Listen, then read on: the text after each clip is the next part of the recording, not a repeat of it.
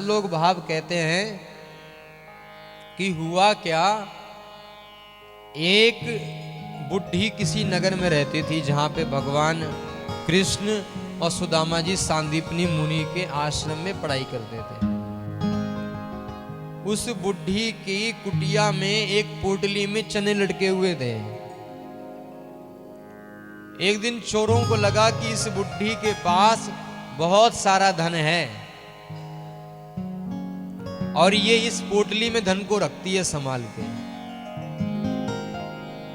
चोरों ने पूरी योजना बनाई कि आज जैसे ही ये बुढ़ी शाम को यहां से निकलेगी, इसकी कुटिया में जाएंगे और कुटिया में जा करके ये चने की जो पोटली है वो हम लोग, जो चने की पोटली है उसमें जो भी लगता है इसमें कुछ माल पानी है, चोरों ने ये अपने दिमाग में समझा, लेकिन उसमें चने थे।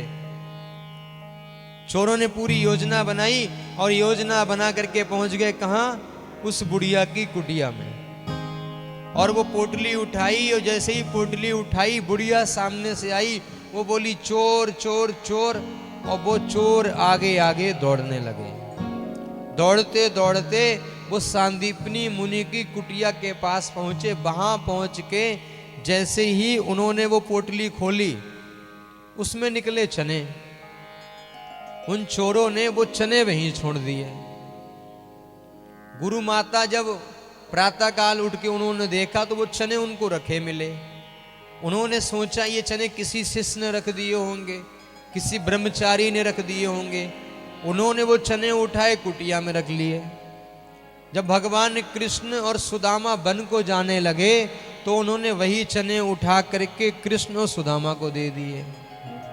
और जब बुढ़ी के यहाँ से चोरी हुई और चोरी होते हुए जब बुढ़ी ने देखा चोर भागने लगे, तो बुढ़ी ने श्राप दिया कि जो भी ये चने खाएगा वो निर्धन हो जाएगा।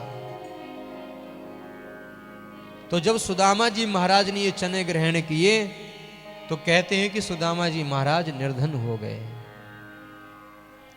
ये कथा मैं फिर बता दूं कि ये संतों के भाव हैं, ये भागवत जी में नहीं है।